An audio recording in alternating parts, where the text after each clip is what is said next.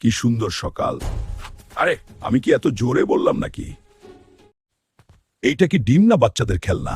আজকে এইটাই আছে, সাবধানে রান্না করো।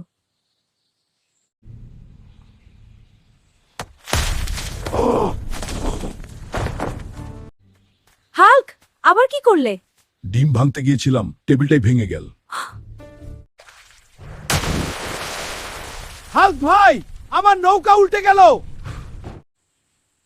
আমি তো শুধু মুখ ধুতে চেয়েছিলাম।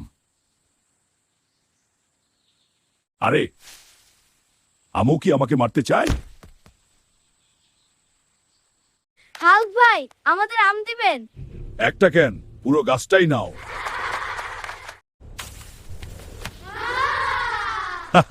এটা তো আমার জন্য সহজ।